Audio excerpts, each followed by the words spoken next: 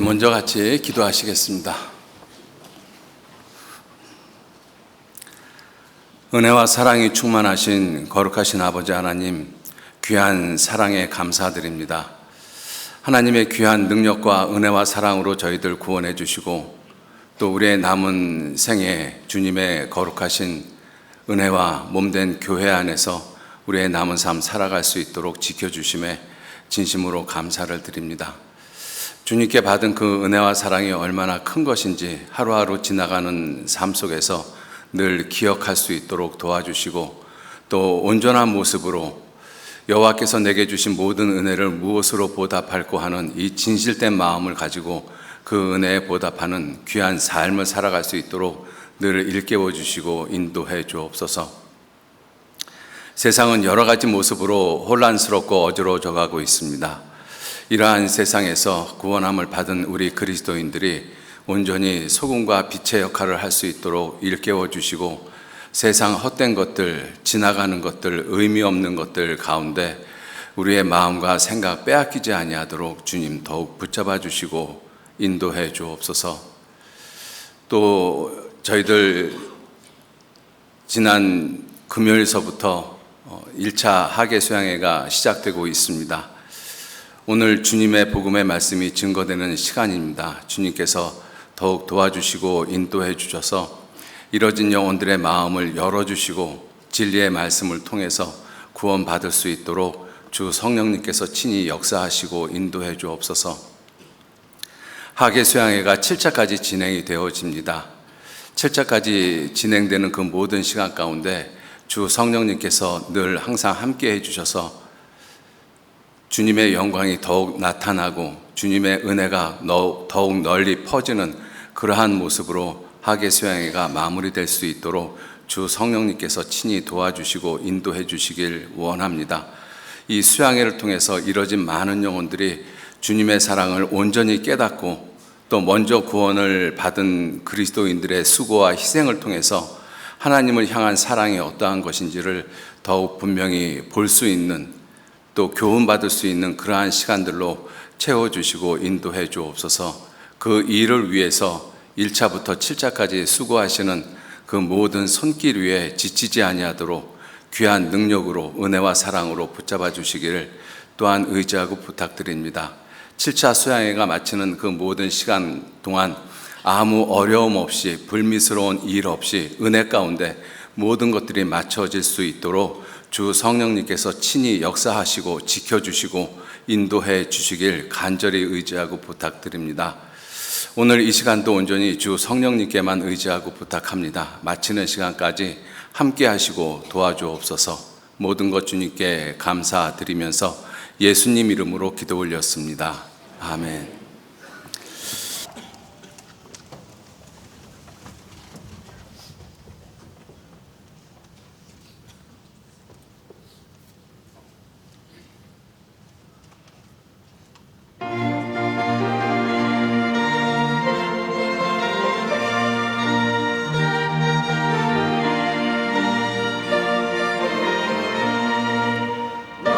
시험을 당해 범죄치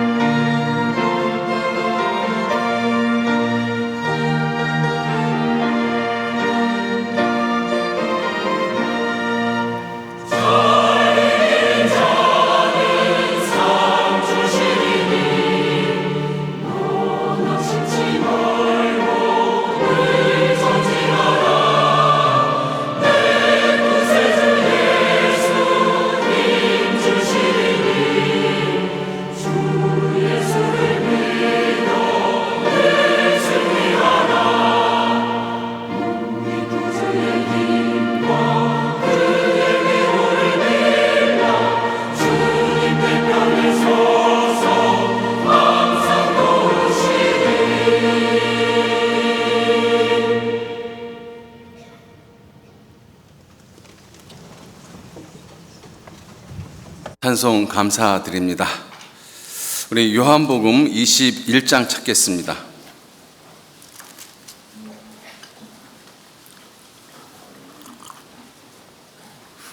요한복음 21장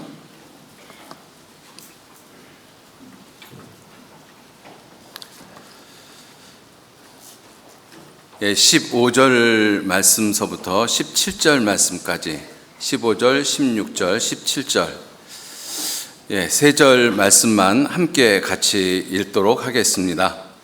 저희가 조반 먹은 후에 예수께서 시몬 베드로에게 이르시되 요한의 아들 시몬아 내가 이 사람들보다 나를 더 사랑하느냐 하시니 가로되 주여 그러하외다. 내가 주를 사랑하는 줄 주께서 아시나이다. 가라사대 내 어린 양을 먹이라 하시고 또 두 번째 가라사대 요한의 아들 시몬아 내가 나를 사랑하느냐 하시니 가로되 주여 그러하외다. 내가 주를 사랑하시는 줄 주께서 아시나이다. 가라사대 내 양을 치라 하시고 세 번째 가라사대 요한의 아들 시몬아 내가 나를 사랑하느냐 하시니 주께서 세 번째 내가 나를 사랑하느냐 하심으로 베드로가 근심하여 가로되 주여 모든 것을 아시오매 내가 주를 사랑하는 줄을 주께서 아시나이다. 예수께서 가라사대 내 양을 먹이라. 반갑습니다. 많이 더우시죠? 공주는 지금 온도가 지금 이 서울보다 많이 낮습니다. 지금 현재 오늘 온도는 제가 잘 모르겠는데요. 제가 목요일 날 공주 선발대로 내려갔었는데 그때는 서울보다 여기 안양 지역보다 한 4도가 낮더라고요. 그래서 이 더위 때문에 쩔쩔매시고 지금 부채질도 많이 하고 계시는데 그런 분들은 꼭 수양에 가셔요. 지금 어제 그 통계로 수양의 참석 인원이 12,000명이 넘었습니다. 등록 인원만. 그래서 아마 올해 7차까지 수양회가 진행이 되면서 거의 한 12,000명 이상이 모여서 함께 수양회를 치룰 것 같습니다. 그 수양회를 위해서 우리 서울교회 식구들은 4차만 서울교회 수양회라고 생각하지 마시고 1차서부터 7차까지가 우리가 수양회를 한다라고 생각하시고 함께 몸은 그쪽에 가 있지 못한다 할지라도 마음과 뜻을 모아서 함께 기도해 주시면 고맙겠습니다. 또 지금 이 시간에는 지금 복음이 증거되어지는 시간, 거의 마지막 끝나는 시간입니다. 그래서 오늘 또 많은 분들이 또 상담을 하고 그 상담을 통해서 하나님의 은혜와 사랑을 깨달을 것 같습니다. 함께 기도해 주시면 고맙겠습니다. 자, 오늘은 우리가 많이 읽고 또 듣고 했던 그러한 내용 가운데서 주님이 물으셨습니다. 베드로에게 네가 나를 사랑하느냐?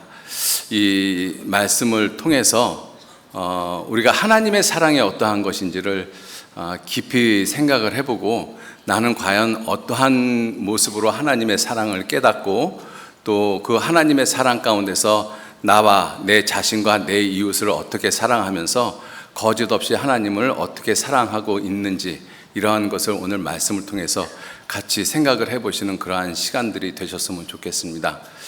그래서 네가 나를 사랑하느냐 이 제목을 통해서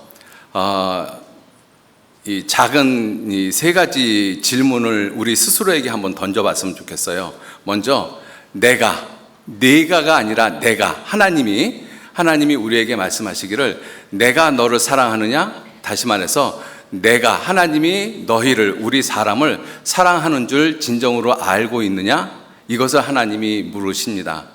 그래서 하나님의 사랑에 대해서 먼저 좀 생각을 해보고요. 두 번째, 내가 너를 사랑하느냐?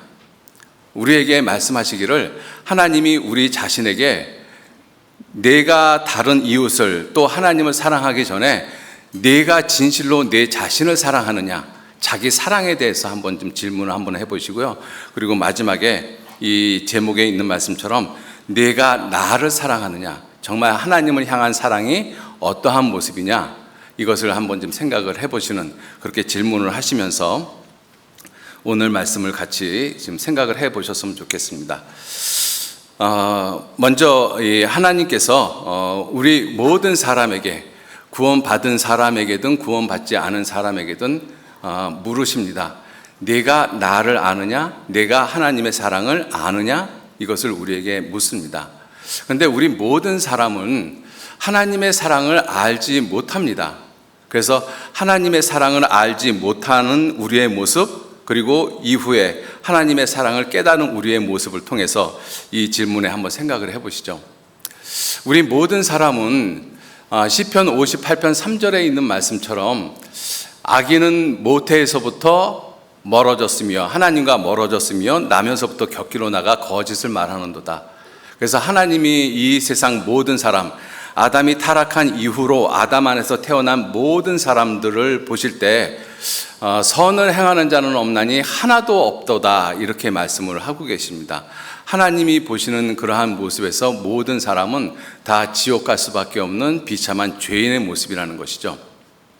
그래서 우리 모든 사람은 하나님을 알지 못하고 태어났습니다.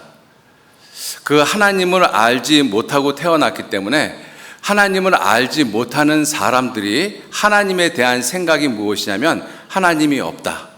그래서 시편 4절 말씀에 악인은 그 교만한 얼굴로 말하기를 여호와께서 이를 감찰치 아니하신다 하며 그 모든 사상에 하나님 없다. 인간이 가지고 있는 그 모든 사상을 한번 가만히 생각해 보세요. 그 모든 사상에 하나님 없습니다. 인간이 가지고 있는 그 사상의 기반, 기저가 무엇이냐면 유물론하고 진화론이거든요. 유물론하고 진화론에 하나님 없잖아요. 원숭이가 사람 되었다라는 것입니다. 사람은 단지 물질이라는 것뿐이죠.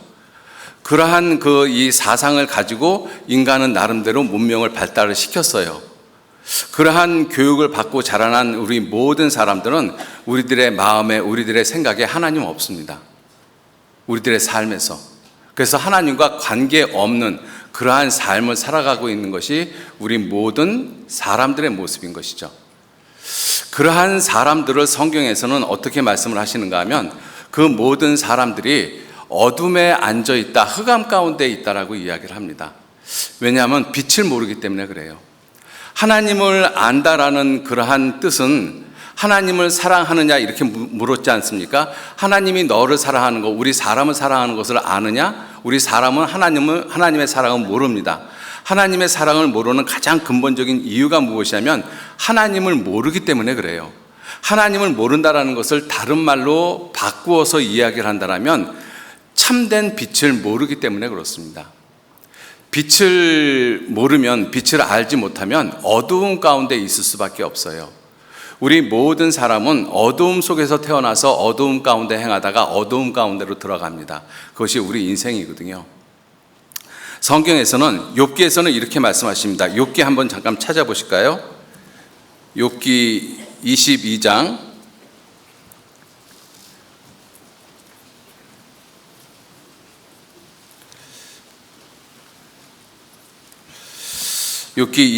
11절 말씀 보시면요, 이 대만 사람 엘리바스가 욥에게 하는 말 가운데서 이러한 말을 합니다. 22장 11절 말씀 같이 읽겠습니다. 어두움이 너로 보지 못하게 하고 창수가 너를 덮느니라. 어두움이 너로 보지 못하게 하고. 우리가 볼 수 있는 눈을 가지고 있는데 그 볼 수 있는 눈을 가지고 있는데 보지 못하는 이유가 무엇이냐? 어두움 때문이다라고 말씀을 하고 있어요. 어두움 때문에.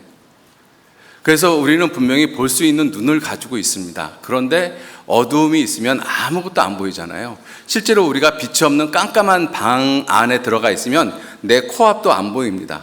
그죠? 아무것도 안 보여요. 그러면 아무것도 안 보이면 결국 우리는 더듬어서 우리는 추측할 수밖에 없고, 그렇게 우리는 내 생각대로, 내 추측대로 어떤 것들을 파악을 합니다.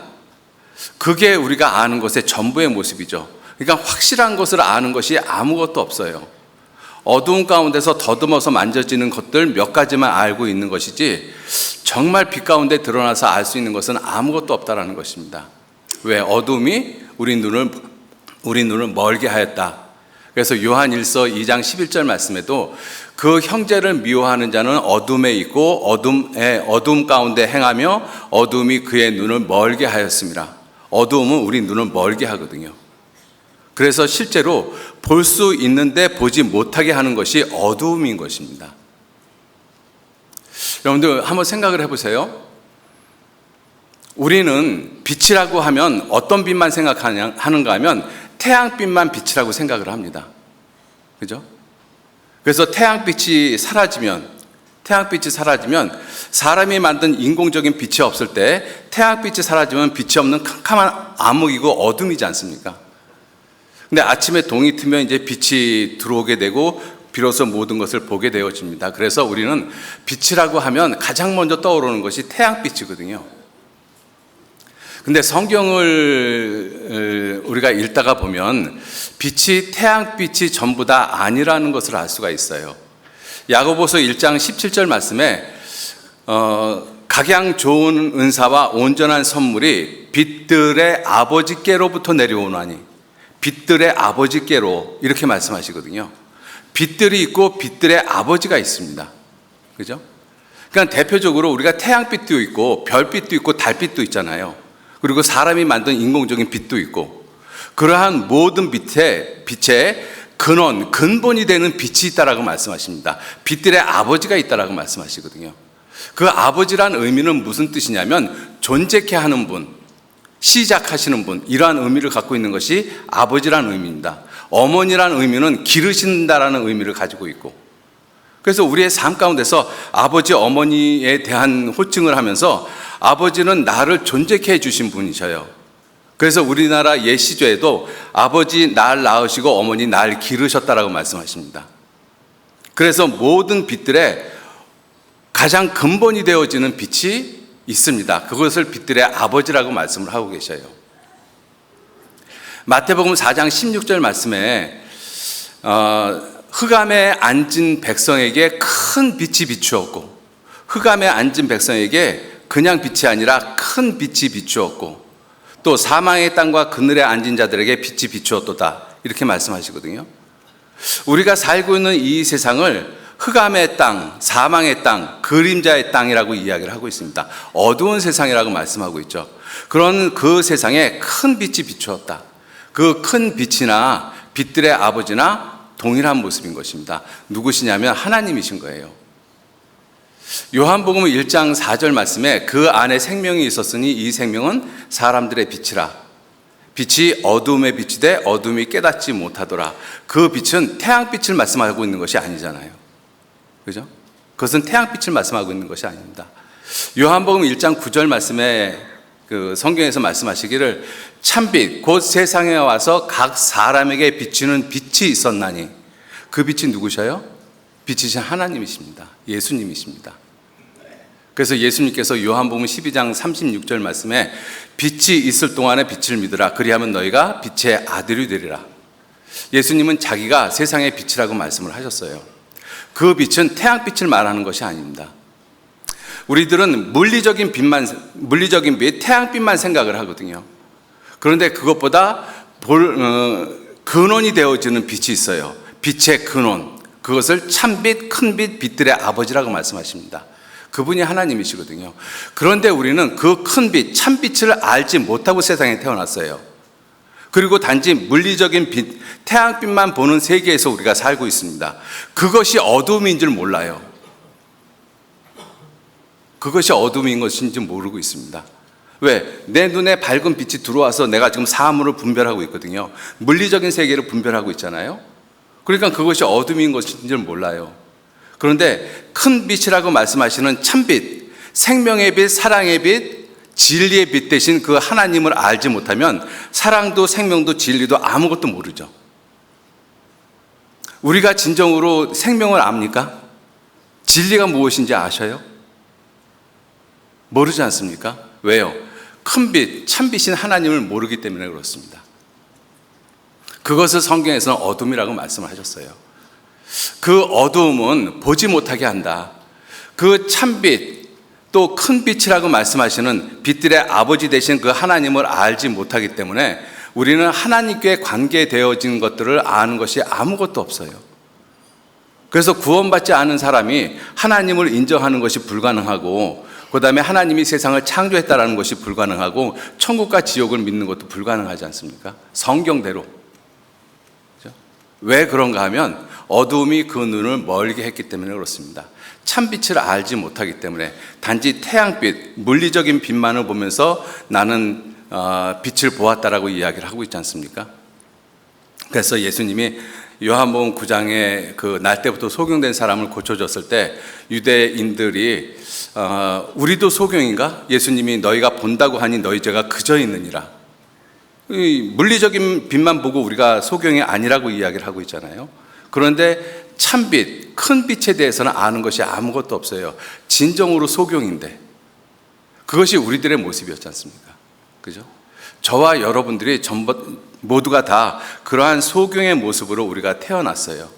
그래서 하나님의 관계된 것을 아는 것이 아무것도 없었습니다.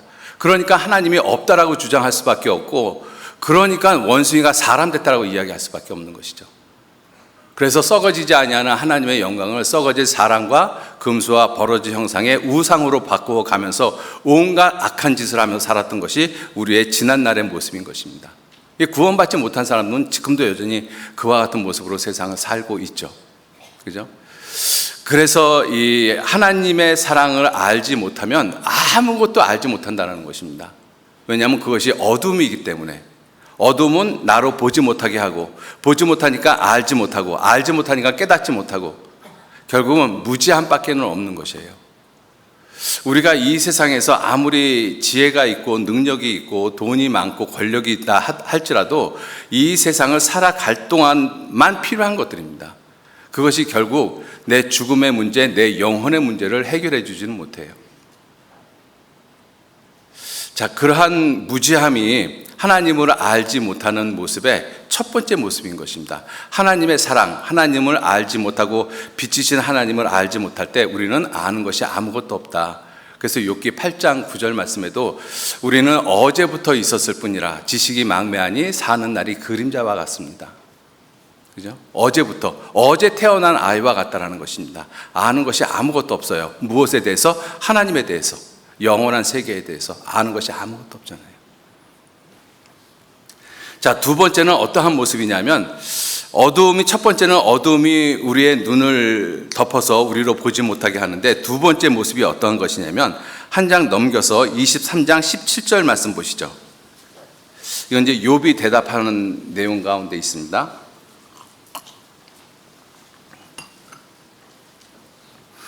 욥이 대답하는 내용 가운데 17절 말씀 같이 읽겠습니다. 이는 어두움으로 나를 끊지 아니하셨고 흑암으로 내 얼굴을 가리우지 아니하셨음이니라. 이제 욥이 답변하는 그 말 가운데서 16절부터 보시면 하나님이 나로 낙심케 하시며 전능자가 나를 두렵게 하시나니 그런데 어둠으로 나를 끊지 않았다. 어둠으로 나를 끊지 않았다. 이 말을 약간 바꿔서 생각하면 어둠은 나를 끊어질 수 있게끔 한다라는 것입니다. 어둠은 관계를 끊는 역할을 하는 것이 어둠인 거예요. 여러분들 어두움 속에서 내가 어떤 사람의 나를 정말 보호한다라고 하는 그 사람의 손을 잡고 내가 어두운 길을 갔다가 오랜 길을 걸어갑니다. 그러면 내가 그 사람의 손을 잡고 걸어가는 그 내 마음 가운데서는 어떤 마음이 순간 들 때가 있는가 하면 이 사람이 정말로 나를 도와주고 나를 보호해 줄 사람인가?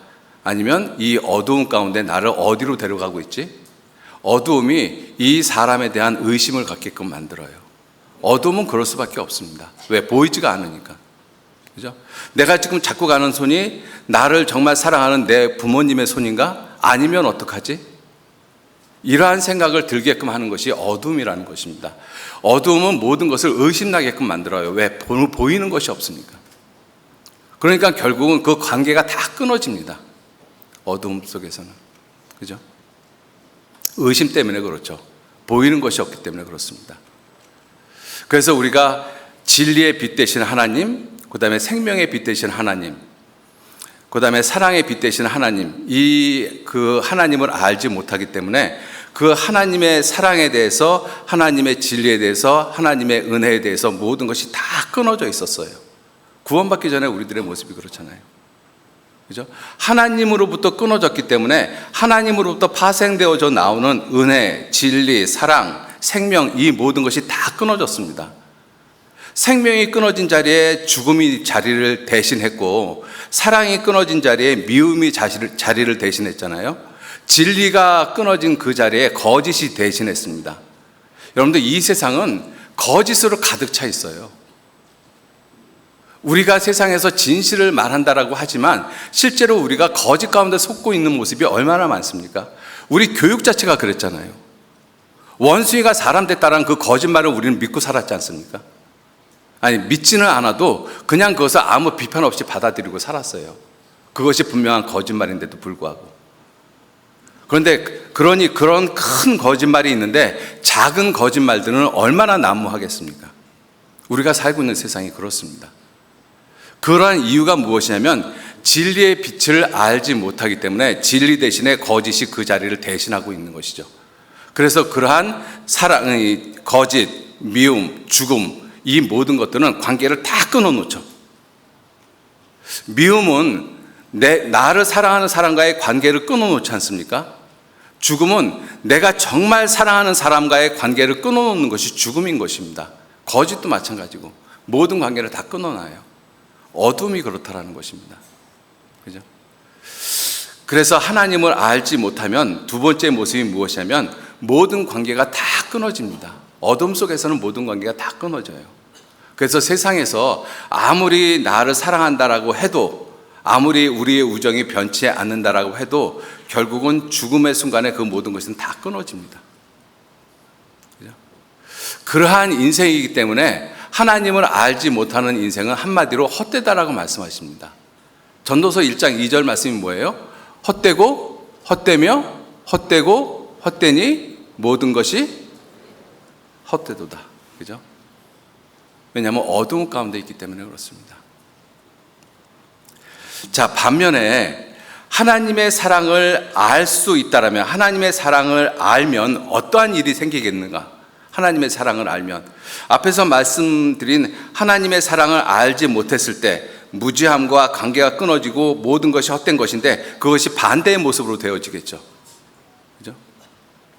그래서 하나님의 사랑을 깨닫게 되어지면 비로소 볼 수 없는 것을, 보지 못하는 것을 볼 수 있게 되어집니다. 그것이 무엇이냐면 요한복음 9장에 날 때부터 소경된 사람이 있었어요. 그 소경된 사람을 예수님께서 고쳐주셨습니다. 그 소경된 사람이 눈이 떠지고 난 다음에 요한복음 9장 25절에 이렇게 말을 합니다. 아주 놀라운 말을 하고 있죠. 이 바리새인들이 예수님을 죄인이라고 하니까 그 눈뜬 소경이 하는 말이, 내가 그 사람이 죄인인지 아닌지 나는 그건 모르겠다. 그런데 한 가지 분명하게 아는 것은 내가 소경으로 있다가 지금 보는 그것입니다. 그죠?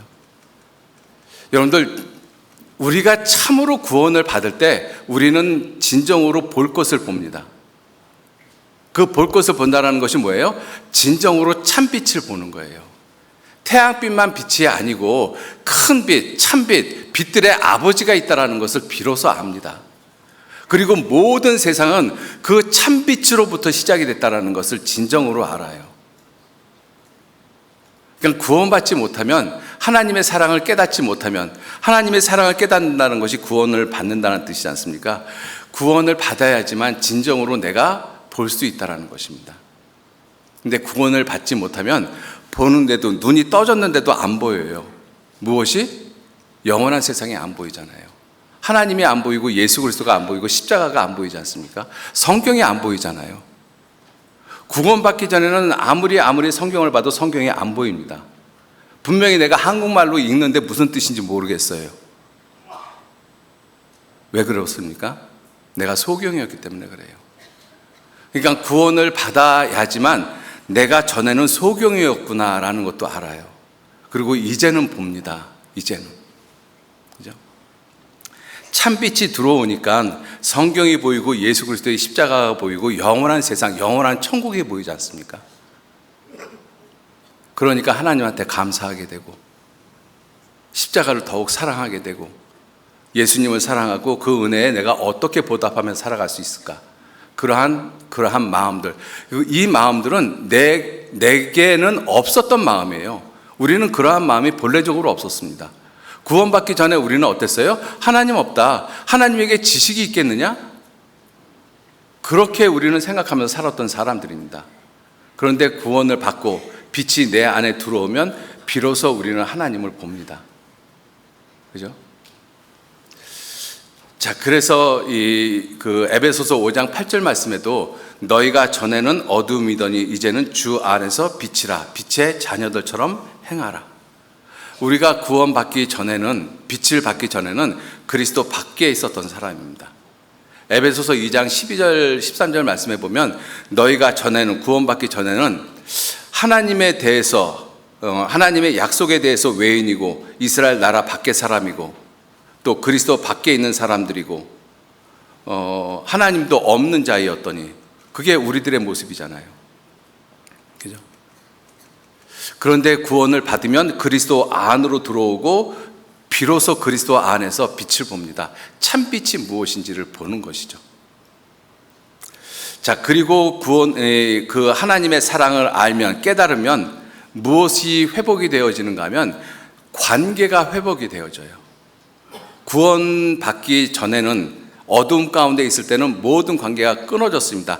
가장 근본적인 관계가 끊어진 것이 하나님과 나와의 관계가 끊어진 거예요. 그죠? 그것을 성경에서는 영혼이 죽었다라고 말씀을 하고 계시고, 하나님 앞에 심판받을 자, 지금이라도 죽으면 지옥 갈 수밖에 없는 자라고 말씀을 하십니다. 그게 우리들의 모습이었잖아요.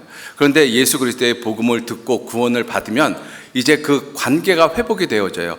관계가 회복이 되어진다는 뜻은 뭐예요? 내 영혼이 죽었었는데 내 영혼이 다시 살아납니다. 내가 영혼이 없다가 영혼이 내게 생긴 것이 아니라 내게는 영혼이 있어요. 그 영혼이 어떤 모습이냐면 하나님의 형상대로 지음받은 영혼이 있습니다. 그런데 그것이 죄를 지음으로 말미암아 하나님의 권세와 영광을 다 빼앗긴, 하나님과의 관계가 끊어진 상태의 영적인 모습이 되어졌어요. 아담 때문에. 우리는 그렇게 세상에 태어났습니다. 그것을 성경에서는 죽은 자라고 말씀하십니다. 그래서 요한복음 5장 24절 말씀에도 죽은 자들이 하나님의 아들의 음성을 들을 때가 오나니 곧 이때라, 듣는 자는 살아나리라. 우리는 죽은 자였습니다. 영적으로 죽은 사람들이었어요. 죄 때문에 하나님과의 관계가 끊어진 사람들이었습니다. 그 사람들이 예수님이 십자가에서 내 죄를 다 용서하셨다, 염소와 송아지 피로 아니하고 오직 자기 피로 무슨 속죄를 이루셨어요? 영원한 속죄를 이루셨어요. 그 사실을 믿음과 동시에 하나님과 나와의 영적인 관계가 회복이 되어졌습니다. 십자가를 믿는 믿음 하나로 하나님과 내가 영적인 관계가 회복이 되어졌어요. 그것을 구원이라고 이야기를 합니다. 그래서 관계가 회복이 되어진 거예요. 가장 근본적인 관계가 회복이 되어졌습니다. 하나님하고 나하고 관계가 회복이 되어졌어요. 어떻게 회복이 되어졌을 것 같습니까? 고린도 후서 6장 17절 18절 말씀에 그러므로 주께서 말씀하시기를 너희는 저희 중에서 나와서 따로 있고 부정한 것을 만지지 말라. 내가 너희를 영접하여 너희에게 아버지가 되고 너희는 내게 자녀가 되리라. 전능하신 주의 말씀이니라. 어떻게 회복이 됐어요? 아버지와 아들의 관계로. 나는 너희에게 아버지가 되고 너희는 내게 아들이 되리라. 부자재간이 됐다는 것입니다. 그래서 구원을 받으면 하나님의 아들이라고 일컫지 않습니까? 그죠? 여러분들, 이게 얼마나 놀라운 말씀이에요? 천지를 창조하신 창조주 그 하나님이 내게 아버지가 되셨어요. 물리적인 빛만, 태양빛만 빛이 아니라 빛의 근본이 있지 않습니까? 하나님이시잖아요. 내 육신을 낳아준 내 아버지가 계시지만 그 아버지의 근본이 누구시냐면 하나님 아버지십니다. 우리는 구원을 받을 때 비로소 하나님이 내게 아버지가 되셨다는 것을 우리는 알아요. 그래서 그 관계 회복이 어떤 관계의 회복이냐? 아버지와 아들의 모습으로, 남편과 아내의 모습으로, 신랑과 신부의 모습으로, 또 더 나아가서는 주인과 종의 모습으로 관계가 회복이 되어졌습니다. 우리가 하나님하고 관계가 회복이 되어지는 모습은 그렇게 여러 가지가 있는데, 우리가 한 가지 간과하고 살아가는 모습이 무엇이냐 하면, 하나님은 내게 주인이시고 나는 그분의 종이라는 그 관계는 간과하고 살아가고 있습니다. 하나님이 내게 아버지가 되시고, 하나님이 내게 남편이 되시고, 신랑이 되시고, 또 목자가 되시고, 이것은 우리가 분명히 기도 가운데, 우리의 삶 가운데 그러한 말씀을 많이 하면서 간증을 하면서 살아가요. 그런데 예수님이, 하나님이 내게 주인이라는 사실은 잘 기억하지 않고 살아가고 있습니다. 사도행전 2장 36절 말씀에, 그런즉 온 이스라엘은 정령할지니 너희가 십자가에 못 박은 이 예수를 하나님이 주와 그리스도가 되게 하셨다. 하나님께서 나를 위해서 십자가에 돌아가신 그 예수님을 내게 주인으로 삼아 주셨다라는 것입니다. 우리의 삶 가운데서 정말 예수님을 주인으로, 주인과 종의 관계를 가지고 우리가 살아가고 있느냐? 우리 그러지 않거든요. 요한복음 15장에 보면 예수님이 우리를 친구라고 부르셨어요. 그래서 우리는 예수님을 친구처럼 대해요. 근데 언제 예수님이 우리를 친구라고 말씀하셨는가 하면, 너희가 내 계명을 지키면 그랬어요. 지키면. 근데 우리는 그 계명을 지키지도 않고 예수님을 친구처럼 생각하며 살아가고 있습니다. 잘못된 모습인 것이죠. 그 관계 회복이라는 것이 어떤 의미의 관계 회복인지를 모르고 살아가고 있다는 것입니다. 자, 분명한 것은 우리가 하나님의 사랑, 십자가의 사랑을 깨달으면 그렇게 하나님과의 관계가 회복이 되어지고, 하나님과의 관계가 회복이 되어졌기 때문에 이웃과의 관계도 회복이 되어져요. 사람과 사람 사이의 관계도 회복이 되어집니다. 그래서 구원받기 전에는 내가 저 인간 내가 죽어도 용서 못해, 내가 반드시 보복할 거야. 그런데 구원받고 하나님의 말씀을 배우면 그렇게 생각을 가지고 있던 내 모습이 참 어리석다라는 걸 깨닫죠. 내가 이 정도 그릇밖에는 안 되는구나. 내가 참 어리석었다. 그러니까 내가 도저히 용서 못할 사람도 용서할 수 있는 힘이 생기는 거잖아요. 그죠?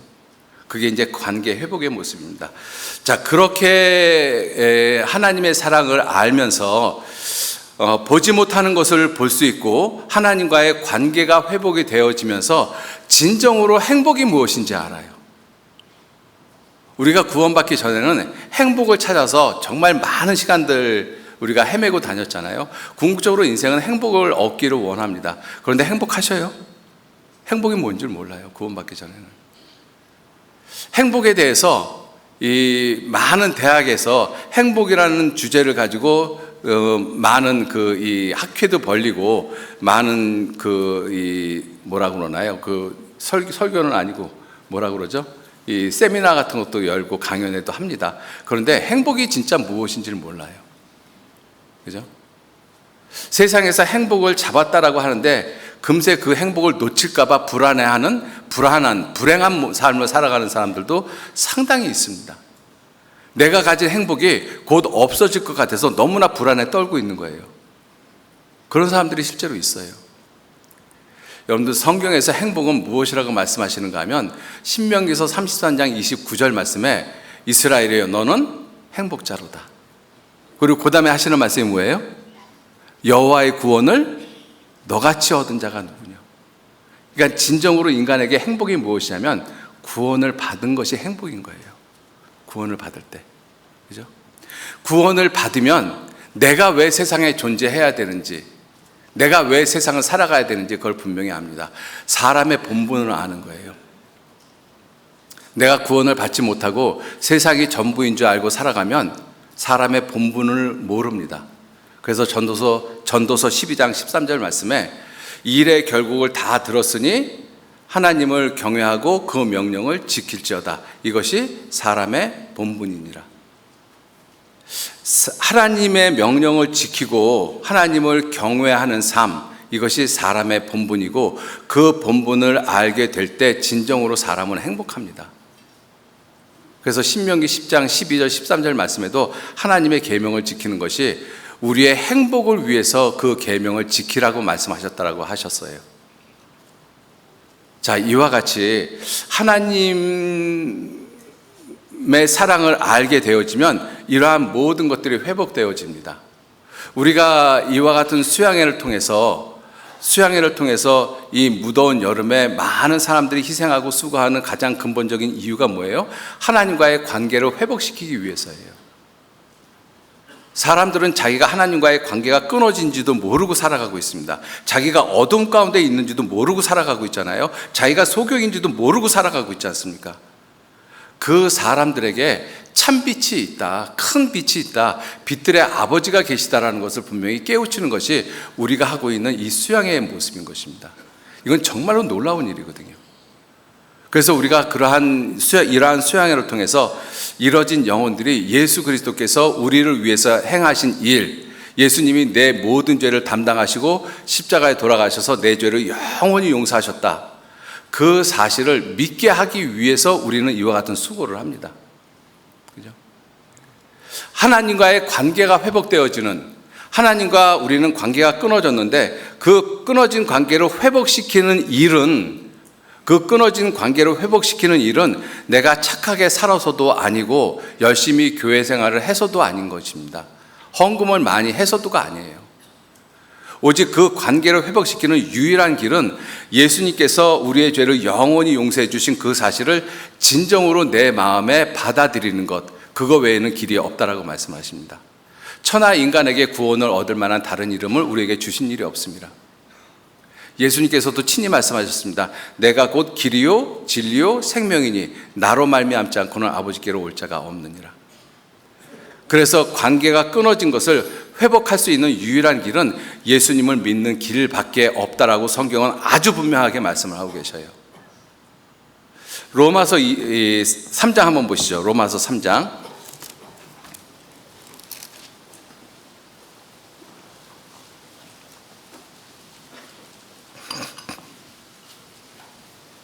로마서 3장 23절 말씀 제가 읽겠습니다. 로마서 3장 23절 말씀. 모든 사람이 죄를 범하였음에 하나님의 영광에 이르지 못하더니 이것이 우리가 태어날 때의 모습인 것입니다. 하나님의 영광에 이르지 못하는 모습으로 우리는 세상에 태어났어요. 자, 그런데 그러한 사람이 이제 하나님의 자녀로 의롭게 되어지는 길이 있다라고 말씀을 하십니다. 26절 말씀. 곧 이때에 자기의 의로우심을 나타내사 자기도 의로우시며 또한 예수 믿는 자를 의롭다 하려 하심이니라. 그런즉 자랑할 때가 어디 있느뇨? 있을 수가 없느니라. 무슨 법으로냐? 행위로냐? 아니라 오직 믿음의 법으로니라. 그러므로 사람이 의롭다 하심을 얻는 것은, 하나님과의 올바른 관계를 맺는 것은 율법의 행위에 있지 않고 착하게 살고 열심히 종교생활하는 그런 행위에 있지 않고 믿음으로 되는 줄, 예수 그리스도의 십자가를 믿는 믿음으로 되는 줄 우리가 인정하노라.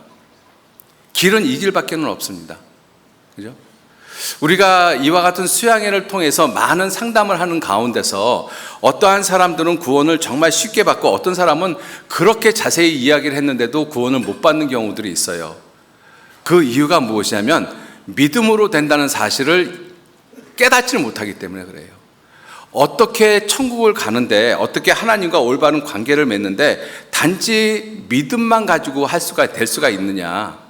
그래도 내가 무엇인가 해야지. 열심히 착하게 살고 앞으로 열심히 교회도 다니고 무엇인가 내가 하나님께 해야지, 그리고 나서 내가 구원을 받는 것이지 어떻게 믿음만 가지고 천국을 가느냐, 이 생각을 고수하고 있습니다. 그러니까 이게 안 믿어지는 거예요. 예수님이 내 죄를 영원히 용서하셨다는 사실도 믿으면서 또 한편으로는 그래도 내가 열심히 살아야죠. 내가 열심히 교회 생활 해야죠. 그래야지만 구원이 되는 걸로 생각을 하고 있어요. 구원 못 받는 사람들의 대부분 가장 큰 이유 중에 하나가 그것입니다. 자기의 행위를 갖다가 나타내기 위해서. 성경은 뭐라고 말씀하시는가 하면 오직 믿음의 법으로니라. 오직 믿음의 법. 오직 의인은 믿음으로 말미암아 살리라. 예수님이 십자가에 돌아가시고 부활하시고 난 다음에 가장 많이 말씀하시는 내용 중에 하나가 믿으라는 거예요. 이 예수님의 제자 중에 도마라는 사람은 예수님의 부활을 못 믿었잖아요. 근데 예수님이 그 도마를 보시면서 네 손가락을 이리 내밀어 내 손에 못자국에 손을 넣어보고 내 옆구리에 내 손을 넣어보라. 그리하고 믿음 없는 자가 되지 말고 믿는 자가 되라. 믿는 자가 되라. 여러분들 구원 자체는 천지를 창조한 일보다 엄청나게 힘들고 어려운 일입니다. 왜? 천지를 창조할 때 하나님이 땀 한 방울, 피 한 방울 안 흘리셨어요. 근데 나 같은 죄인을 구원하기 위해서는 하나님이 자기 아들을 죽는 데까지 내어주셨습니다. 예수님은 십자가에서 물과 피를 다 흘리셨어요. 그 사실을 믿으라고 말씀하시는 거예요. 구원 자체는 하나님의 입장에서 가장 힘들고 가장 어려운 일을 하신 것입니다. 그것을 우리 보러 하라고 하신 것이 아니라 그렇게 하나님의 아들 예수님께서 그 구원을 완성하셨고 그 구원을 우리에게 선물로 주셨으니 이것을 받으라고 말씀하시는 거예요. 너희가 그 은혜를 인하여 믿음으로 말미암아 구원을 얻었나니 이것이 너에게서 난 것이 아니요 하나님의 무엇이라? 선물이라. 받으면 되잖아요. 그죠? 그래서 구원은 하나님의 입장에서는 천지를 창조하신 일보다 어렵지만 인간의 입장에서는 가장 쉬운 것입니다. 왜? 내가 무엇을 해야 되는 것이 아니라 예수님이 이루어놓으신 사실을 내가 믿으면 되니까, 받으면 되니까. 선물 주는데 받는 것이 어렵습니까? 선물 주는데 받는 것이 어렵다라고 이야기하는 사람은 뭔가 잘못된 사람이에요. 그죠? 선물을 누군가가 내게 고마운 뜻으로 그 선물을 주는데 그 선물을 받는 것이 어렵다. 그건 뭔가 잘못된 생각을 가지고 있기 때문에 그렇습니다. 하나님은 구원을 우리에게 선물로 주셨어요. 그래서 하나님의 사랑을 깨닫는 것, 참빛, 큰빛, 빛들의 아버지와 관계가 회복이 되어지는 유일한 길은 무엇이라고요? 믿음밖에는 없습니다. 자, 그래서 그 믿음을 통해서 하나님을 또 하나님의 사랑을 진정으로 우리가 깨닫는 것이죠. 그 큰 빛을 본 사람들입니다. 구원받은 사람이라는 뜻은 큰 빛, 빛들의 아버지를 실제로 본 사람인 거예요. 내 육체의 눈으로 본 것이 아니라 말씀을 통해서 내 마음의 눈을 가지고. 그죠? 우린 그런 사람들입니다. 그래서 보지 못한 세계에 대한 소망을 가지고 있잖아요. 그죠? 거듭난 그리스도인들이 내가 가보지도 못하고 알지도 못하고 보지도 못한 세계에 대한 소망을 가지고 있잖아요. 천국에 대한 소망을 가지고 있지 않습니까? 이게 얼마나 놀라운 사실이에요. 세상 사람들은 원숭이가 사람이 됐다고 온갖 학문을 가지고 온갖 논리적인 것을 가지고 이야기를 하고 있는데 우리는 가장 본질적인 것을 알잖아요. 하나님이 만드셨다라는 것을. 여러분들 이 지혜가 얼마나 놀라운 지혜인 것입니까?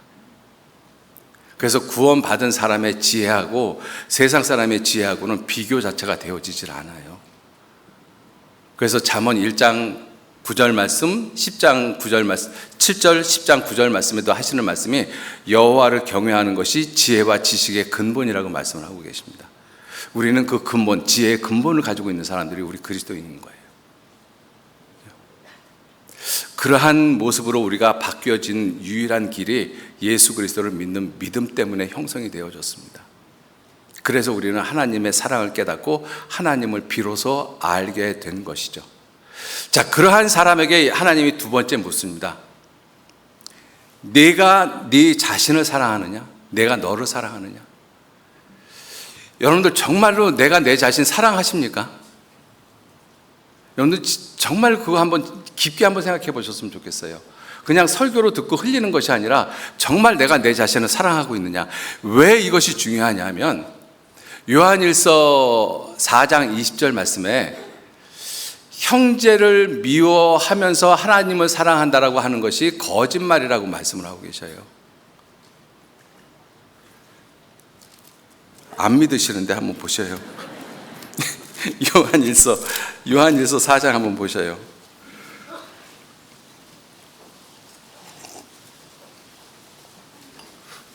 요한일서 4장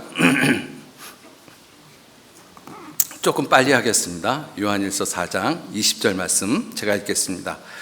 누구든지 하나님을 사랑하노라 하고 그 형제를 미워하면 이는 거짓말하는 자니 보는 바 그 형제를 사랑치 아니하는 자가 보지 못하는 바 하나님을 사랑할 수 없느니라.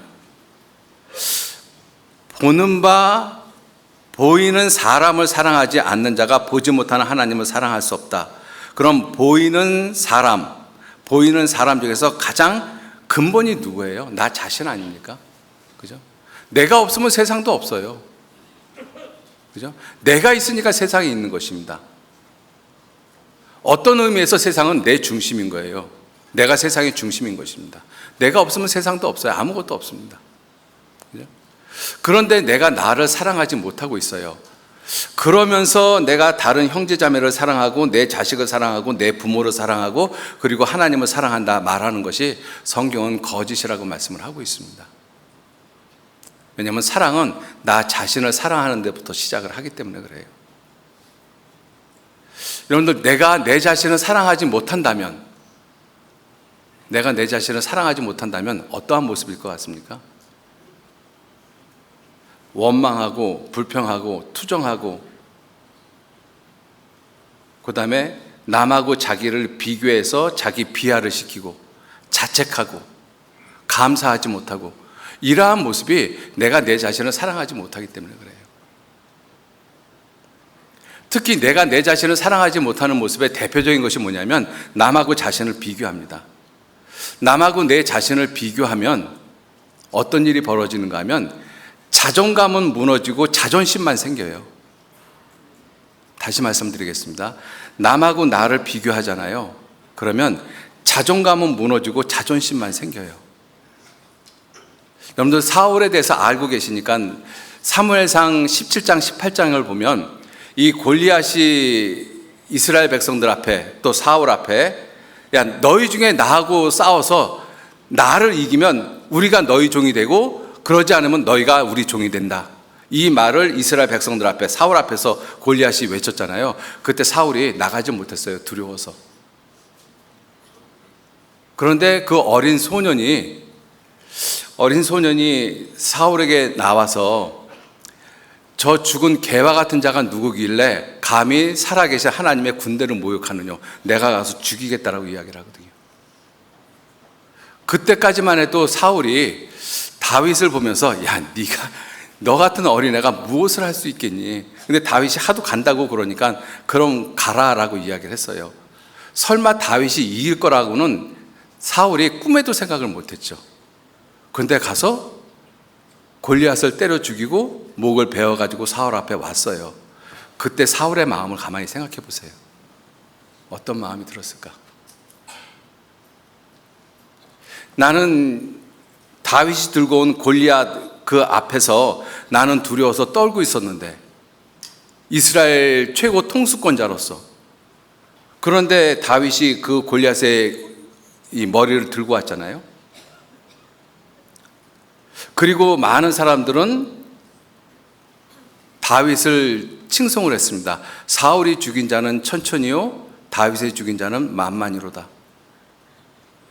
이러한 모습이 계속 되어지니까 사울은 알아요.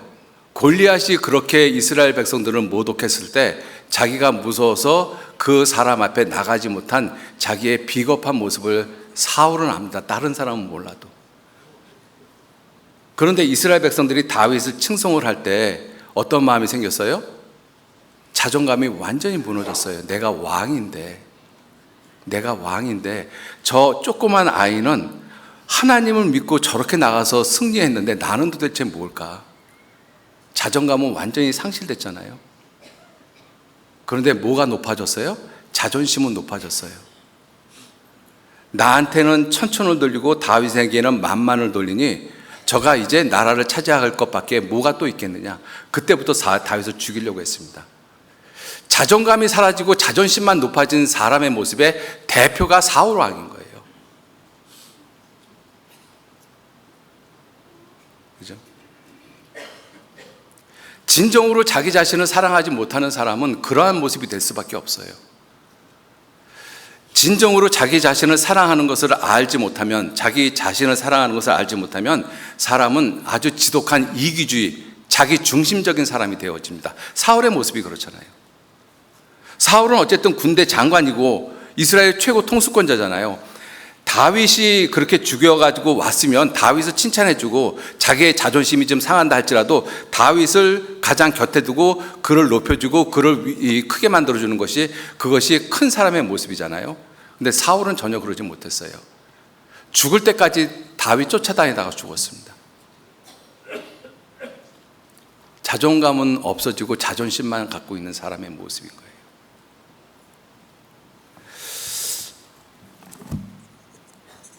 이 사사 시대에 기드온이라는 사사가 있었지 않습니까? 이 기드온이 큰 이 싸움에서 승리를 하고 난 다음에 이 부인을 많이 두었어요. 그래서 이 자식들이 70명이라고 되어 있습니다. 이 사사기 9장 한번 보시죠. 그 기드온의 자식 가운데 아비멜렉이라는 그 사람이 있었는데, 이 아비멜렉이 자기의 그 아비의 아들들, 그러니까 자기의 이복 형제들이죠. 그 형제들을 갖다가 다 죽여버립니다. 그런데 세겜 사람들이 그를 왕으로 삼아요. 근데 왕자들을 다 죽일 때 한 사람이 살아남습니다. 요담이라는 사람, 이 사람의 한 사람 살아남아요. 자, 그리고 나서 이 요담이 그리심산은 이스라엘 백성들이 세겜 땅에 들어가면서 그리심산에서는 축복을 선포했고 에발산에서는 저주를 선포했거든요. 그 그리심산에서 그 세겜 사는 사람들을 향해서 이 예언적인 이야기를 합니다. 어떤 예언적인 이야기를 하는가 하면 9장 8절 말씀,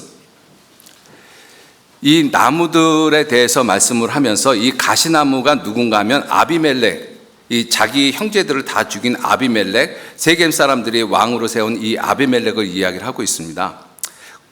9장 8절 말씀, 하루는 나무들이 나가서 기름을 부어 왕을 삼으려 하여 감람나무에게 이르되 너는 우리의 왕이 되라 하매 감람나무가 그들에게 이르되 나의 기름은 하나님과 사람을 영화롭게 하나니 내가 어찌 그것을 버리고 가서 나무들 위에 요동하겠느냐.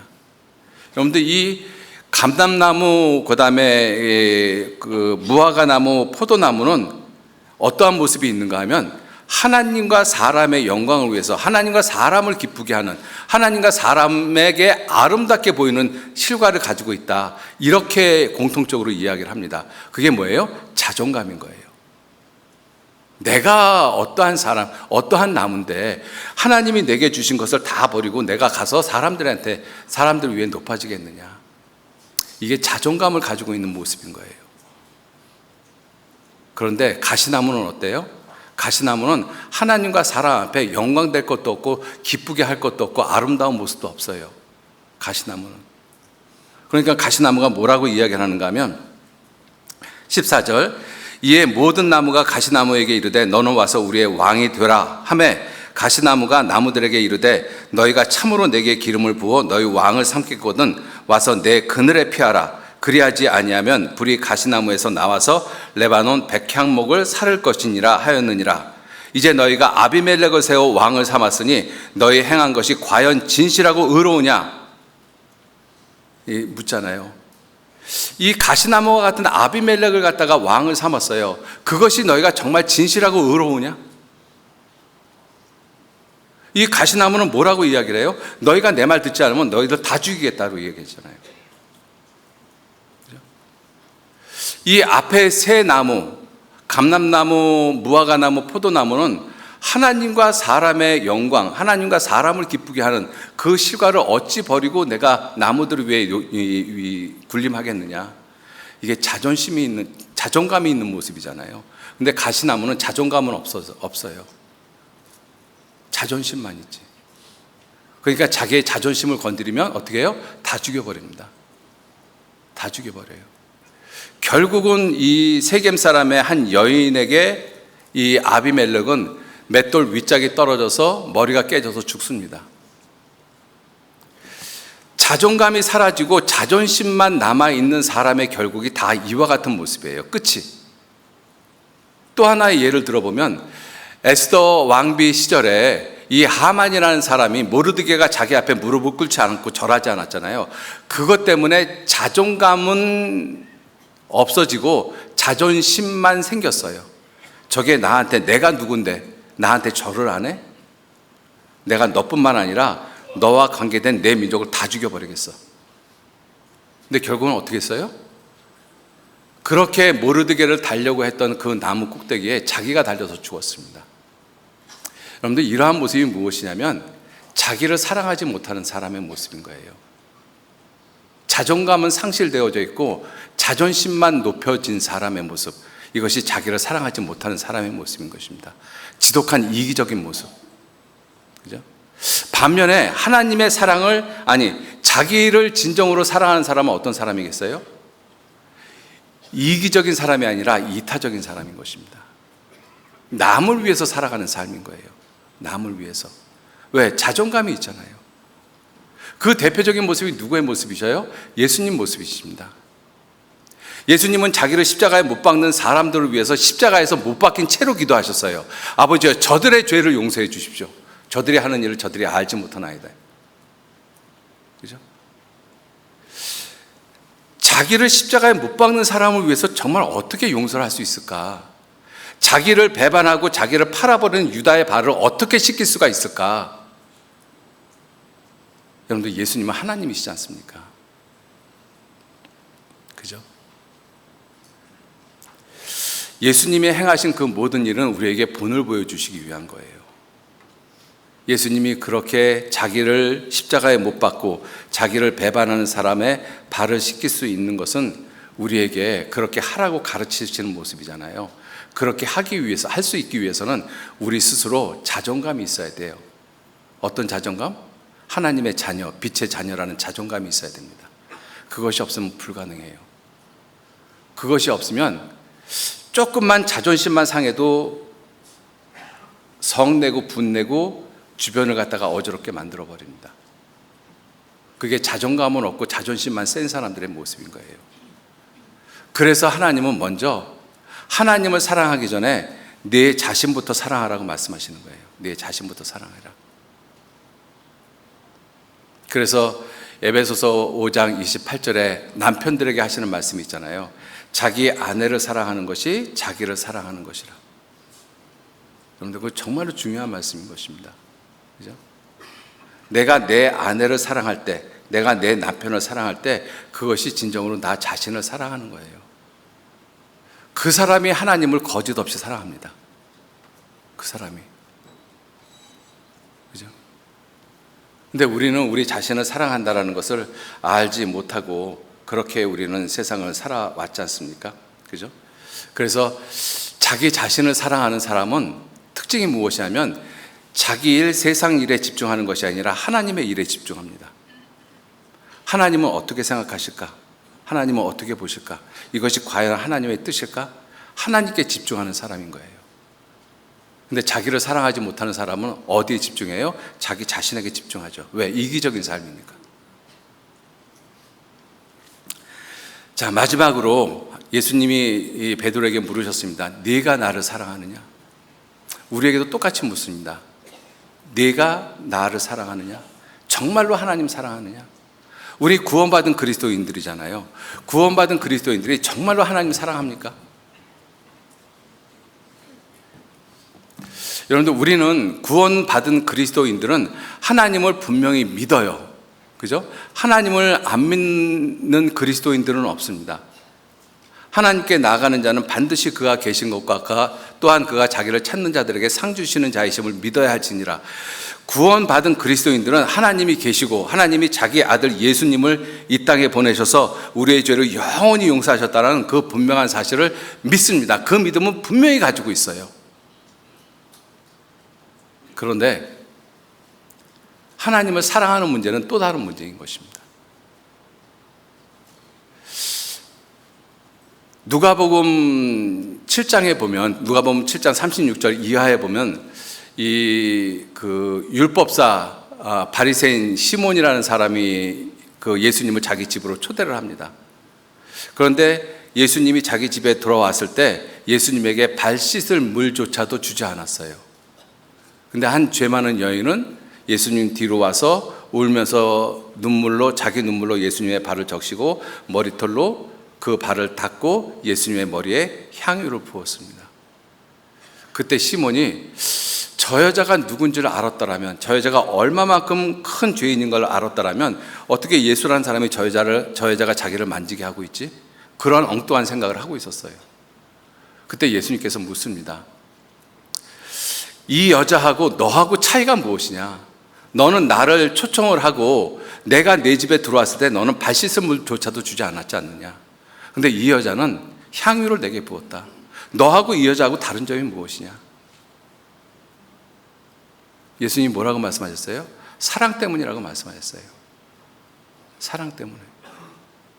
우리도 예수님을 믿습니다. 하나님을 믿어요. 성경을 믿습니다. 그거는 우리가 부인하지 못해요. 그런데 예수님을 사랑한다, 하나님을 사랑한다라는 부분에 대해서는 사람들마다, 그리스도인들마다 그 편차가 너무 심해요. 어떤 사람은 정말 죽기까지 주님을 따라가고 섬기는 사람이 있는가 하면 어떤 사람은 하나님에 아무 관심도 없어요. 시편 138편 8절 말씀에 여호와께서는 내게 관계된 일을 완전케 하실지라. 하나님은 정말 내게 관계된 일을 완전케 하셨어요. 내게 관계된 일 중에서 가장 중요한, 가장 큰 일이 뭐냐면 죽음의 문제를 해결하는 거지 않습니까? 그걸 해결하셨어요. 누구를 통해서? 자기 아들의 죽음을 통해서. 그렇게 내게 관계된 일을 완전케 하셨습니다. 그런데 하나님을 믿는다라고 하는 사람들이 진정으로 하나님을 사랑하지 못하면 하나님의 일에 관심이 없어요. 학예수양회가 진행이 돼도 나도 관심이 없습니다. 거기는 거기대로 일을 보고 나는 나대로 해외여행 가고. 그죠? 바른 모습은 아닌 거예요. 여러분, 하나님께 관계된 일들이 우리 그리스도인에게는 아주 많습니다. 우리 그리스도인의 모든 삶은 다 하나님께 관계된 일이에요. 왜? 예수님께서 부활하신 다음에 너에게 평강이 있으라고 말씀하시고 그 다음에 하신 말씀이 뭐예요? 아버지께서 나를 보내신 것 같이 나도 세상에 너희를 보내노라. 우리를 하나님께서 보내셨어요. 구원받은 그리스도인은 예수님이 우리를 세상에 보낸 사람들이거든요. 왜 보냈겠어요? 하나님께 관계된 일을 완전케 하라고. 그런데 완전케 하기는커녕 하나님의 일에 대해서 관심조차 없다라고 한다면 정말로 하나님을 사랑하느냐 하는 것이죠. 하나님을 믿는 믿음은 있는데 하나님을 사랑하는 것은 없어요. 이렇게 한번 말씀을 드려볼게요. 여러분들, 하나님을 믿는 거하고 하나님을 신뢰하는 거하고는 다른 이야기입니다. 사실은 그게 똑같은 의미가 돼야 되는데 달라요. 우리는 하나님을 분명히 믿어요. 그런데 하나님을 신뢰하지 못하는 경우가 너무 많습니다. 우리의 삶 가운데서. 예를 들어서 내가 알고 있는 어떠한 사람이 나를 도와주고 또 나의 어려움을 함께 동참할 수도 있고, 그러한 사람이라는 것을 내가 분명히 믿습니다. 그 사람을 어렸을 때부터 알았기 때문에. 그래서 내가 힘들면 분명히 도와줄 것을 내가 믿어요. 그 사람에 대해서. 그런데 그 사람이 지금 현재 어떤 모습이냐면 끼니를 잊지 못하고 있는 형편에 있어요. 그런데 지금 나도 경제적으로 너무 힘들고 어렵습니다. 그러면 그 사람이 나를 도와줄 것은 분명히 믿는데 내가 그 사람에게 내 힘들고 어려운 상황을 맡기지는 못해요. 신뢰하지는 못한다는 것입니다. 이유가 뭐예요? 나를 도와줄 수 있는 능력이 없기 때문에. 그러한 의미를 놓고 생각을 해보면 믿는 것과 신뢰하는 것이 다를 수 있다는 것입니다. 우리는 하나님 분명히 믿어요. 근데 하나님은 신뢰하지 않습니다. 신뢰하지 않으니까 어떻게 돼요? 염려도 못 맡기고 길도 못 맡기고 짐도 못 맡겨요. 아무것도 못 맡깁니다. 다 내가 해야죠. 하나님하고 연결고리가 없기 때문에 그래요. 그러면서 입으로는 하나님 사랑한다고 이야기하잖아요. 하나님, 저 하나님 사랑합니다. 아시죠? 하나님은 뭐라고 답변하시겠어요? 모르겠는데. 그죠? 우리의 모습이 그러한 모습일 수 있어요. 자, 그래서 이 하나님의 사랑을 알지 못하면 하나님을 사랑한다라고 하는 것이 거짓이라는 것입니다. 주님 오실 날 얼마 남지 않았는데 더 이상 하나님한테 얼마큼 더 거짓말을 하며 살아가야 될까? 이걸 우리가 한번 좀 생각을 해보셨으면 좋겠어요. 저도 그렇고 여러분들도 그렇고. 하나님 앞에 거짓되지 않은 모습, 진실된 모습으로 살아야 되잖아요. 진정으로 하나님이 그래, 정말 네가 나를 사랑하는구나. 네가 나를 사랑하는 줄 이제야 알았도다. 아브라함에게 하신 말씀이잖아요. 그죠? 이제야 네가 나를 사랑하는 줄 이제야 알았다.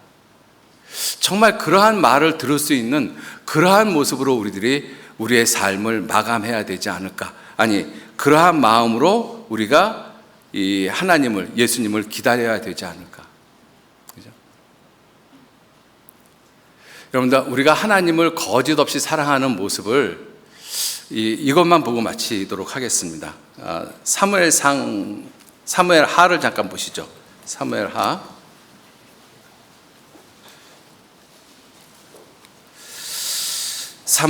9장 보시겠습니다.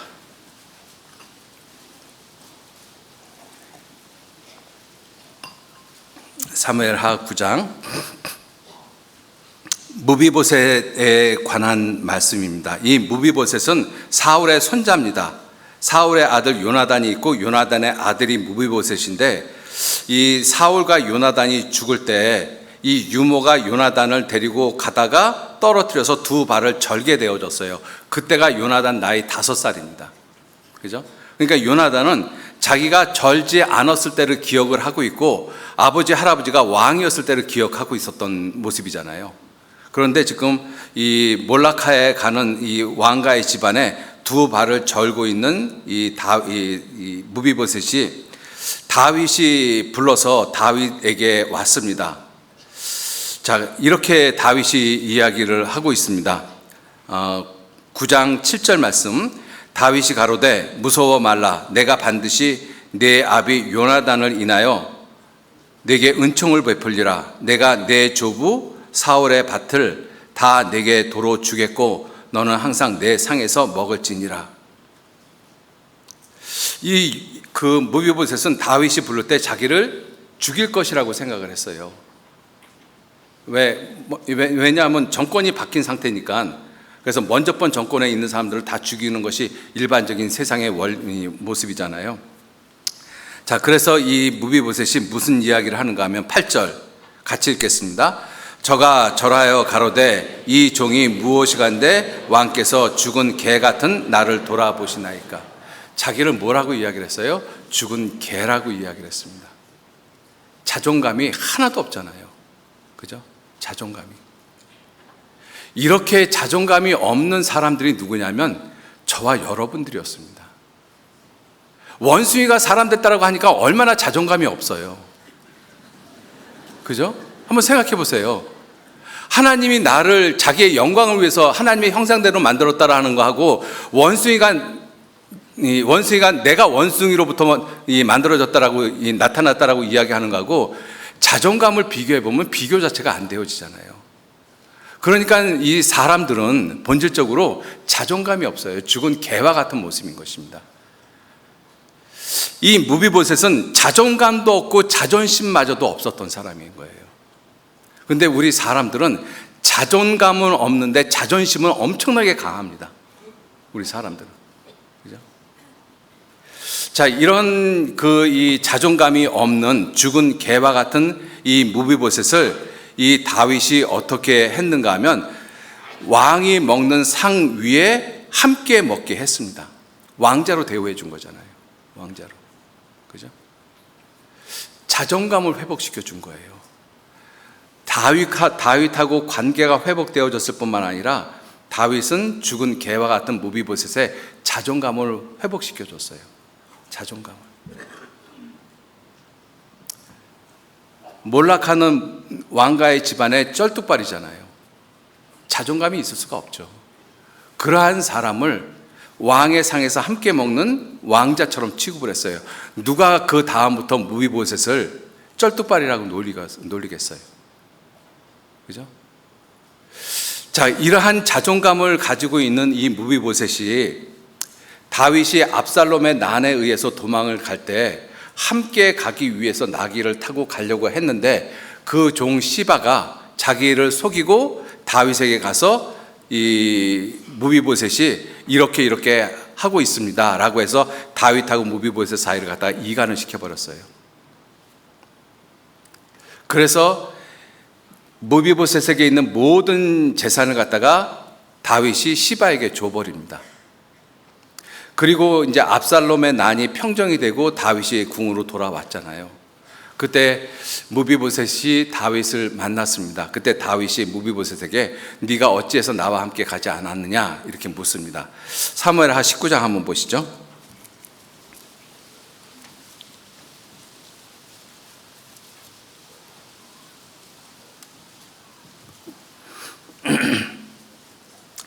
19장 20절 말씀.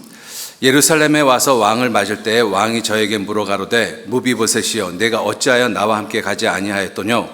대답하되 내 주 왕이여 왕의 종 나는 절뚝발이이므로 내 나귀의 안장을 지워 타고 왕과 함께 가려 하였더니 나의 종이 나를 속이고 종 나를 내 주 왕께 참소하였나이다. 내 주 왕께서는 하나님의 사자와 같으시니 왕의 처분대로 하옵소서. 내 아비의 온 집이 내 주 왕 앞에서는 다만 죽을 사람, 죽은 개와 같은 그러한 모습이 내 모습이었습니다. 그러나 종을 왕의 상에서 음식 먹는 자 가운데 두셨습니다. 그러한 나에게 놀라운 자존감을 회복시켜 주셨습니다. 그러니 내게 오히려 무슨 오름이 있어서 다시 왕께 부르짖을 수 있겠습니까? 이 놀라운 모습이잖아요. 이러한 자존감이 없는 사람은 이렇게 이야기 못합니다. 그죠? 만약에 제가 이 글을 읽으면서 이 무비보셋을 내 모습으로 한번 비춰봤어요. 내가 이와 같은 상황이면 내가 다윗한테 무엇이라고 얘기를 했을까? 아마 그렇게 얘기를 했을 것 같아요. 왕이요, 왕이 아무리 나를 갖다가 이 왕의 상에서 음식 먹는 자 가운데 두셨지만 이번 재판은 잘못된 것입니다. 왕이 잘못 판단한 것입니다. 좀 더 신중하게 알아보고 난 다음에 그런 다음에 재산에 대해서 이야기해도 되지 않겠습니까? 근데 나한테는 물어보지도 않고 일방적으로 한쪽 말만 듣고 한쪽에 유리한 모습으로 판결을 내렸습니다. 그럼 왕이라도 내게 은혜를 베푼 사람이라 할지라도 그것은 잘못된 것입니다. 그런데 왕이 지금 시바하고 밭을 나누라고 하니까 그냥 필요 없습니다. 그냥 다 가지라고 하세요. 그까짓 거. 그리고 나도 이제 왕국 떠날랍니다. 아마 나 같았으면 그렇게 얘기했을 것 같아요. 신봉가 못해서. 자, 그런데 무비보셋이 한 말을 한번 들어보셔요. 30절 말씀 같이 읽겠습니다. 무비보셋이 왕께 고하되 내 주 왕께서 평안히 궁에 돌아오시게 되었으니 저로 그 전부를 차지하게 하옵소서. 저로 그 전부를 차지하게 하옵소서. 이렇게 무비보셋이 이야기한 것은 조금 아까 제가 예를 든 모습처럼 그와 같은 서운함을 가지고 이야기한 것이 아니잖아요. 자존감을 가지고 이야기한 것이다. 이게 무슨 뜻이에요? 무비보셋에게는 뭐가 있는가 하면, 뭘 말씀을 하고 있는가 하면, 왕께 고하되 내 주 왕께서 나를 자존감을 회복시켜 주신 그 왕께서 평안히 궁에 돌아오시게 됐습니다. 왕이 편안하시다라면 나머지 건 아무 상관없습니다. 재산이 반이 됐든 다 가져가든 아무 상관없습니다. 이게 자존감이 있는 사람인 거예요. 자존심이 있는 사람은 조금 아까 저와 같은 모습으로 이야기를 할 거예요. 그죠? 자존감이 있는 사람은 그렇게 이야기 안 합니다. 자기의 자존감을 회복시켜 준 사람에게 뭘 원했던 거예요? 왕이 편안하시기만 하면 됩니다. 왕이 편안하시기만 하면. 그게 진정으로 왕을 사랑하는 사람이잖아요. 자기를 사랑하는 사람이고 자기의 자존감을 가지고 있는 사람이고. 그죠? 무비보셋이 죽은 개와 같다라고 자신을 이야기를 했는데 무비보셋은 뭐라고 이야기를 하는가 하면 왕이 편안하시다라고 하면 나머지 것은 아무것도 문제되어지지 않습니다. 이러한 무비보셋의 모습을 보면서 우리들이 하나님을 사랑한다라고 하면서 살아가는 삶을 한번 비교해 보세요. 정말 자존감을 가지고 살아가고 있는가? 자존심 때문에 살아가고 있는가? 우리가 구원받고 신앙생활하고 교회생활하는 가운데서 자존심이 조금만 상하면 우리는 분을 내고 화를 내고 싸우려고 덤비고 있잖아요. 그죠? 왕이 편안하시기만 하면, 그 말을 다시 바꾸면 나에게 자존감을 회복시켜 주신 분이 누구셔요? 하나님이십니다. 죽은 개와 같은 나를 하나님의 아들로 삼아 주신 분이 누구셔요? 하나님이시잖아요. 그럼 우리는 어떤 마음을 가져야 돼요? 하나님이 편안하시기만 하면, 내가 그까짓 거 억울한 일 당하면 그거 하나 못 찾겠습니까? 이것이 무비보셋의 마음이잖아요. 하나님이 편안하시다라고 하면, 하나님이 편안하시다라고 하면 내 육신의 소욕 꺾어버리겠습니다. 하나님이 편안하시다고 하면 이 죄 안 짓겠습니다. 그게 자존감을 갖고 있는 사람이잖아요. 근데 우리는 우리의 삶 가운데서 죄를 짓고 살아요. 내가 죄를 지면 하나님이 편안하시지 못하십니다. 하나님의 안식이 깨트리는 것이 죄잖아요. 내가 내 삶 가운데서 하나님을 안식하지 못하게 하면서, 하나님을 편안하게 하지 못하게 하면서, 그러면서 하나님 사랑합니다라고 이야기를 하면 하나님이 얼마나 괴로우시겠느냐고요. 안 그렇겠습니까? 여러분들, 우리 구원받은 그리스도인들은 정말 자존감 가지셔야 돼요. 자존심이 아니라 자존감 가지고 살아셔야 됩니다. 그 자존감이 있을 때 하나님께서 내게 주신 모든 것이 은혜라는 걸 깨달아요. 정말 아무렇지도 않고 당연했던 일상이 이게 모든 것이 다 은혜였구나, 그걸 깨닫습니다. 그게 자존감을 갖고 있는 사람들인 거예요. 그죠? 그 사람들이 진정으로 하나님을 사랑하는 사람들입니다. 이러한 모습들을 좀 생각을 해보시면서 나는 과연 구원을 받고 어떠한 모습으로 하나님을 사랑하고 하나님을 향한 사랑을 가지고 살아가고 있는지 깊이 생각하시는 그러한 시간들, 그러한 수양회가 되셨으면 좋겠습니다. 같이 기도하시죠. 하나님, 귀한 은혜와 사랑에 진심으로 감사를 드립니다. 하나님을, 또 하나님의 사랑을 알지 못하고 세상에 태어난 소경과 같은, 죽은 개와 같은 모습이 내 모습이었음을 고백합니다. 그러한 죽은 개와 같은 나에게, 자존감이 없는 나에게 놀랍도록 하나님의 자녀 삼아 주시고 빛의 아들로 내 자존감을 회복시켜 주신 그 하나님을 위해서 이제 남은 생에 살아가고 있습니다.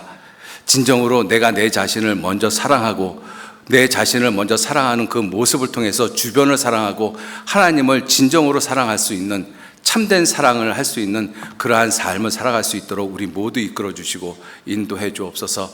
내 삶에 하나님만 평안하실 수 있다면, 이 작은 말씀이지만 이 말씀 한 말씀 붙잡고 내가 하나님을 어떻게 사랑하고 있는지 정말로 깊이 생각할 수 있는 그러한 시간 우리 모두에게 허락해 주시기를 간절히 의지하고 부탁드립니다.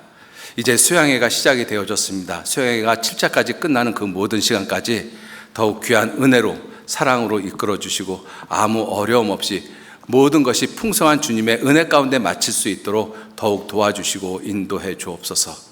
모든 것 주님께 감사드리면서 우리를 사랑하시고 끝까지 지켜주시는 거룩하신 예수님 이름으로 기도 올렸습니다.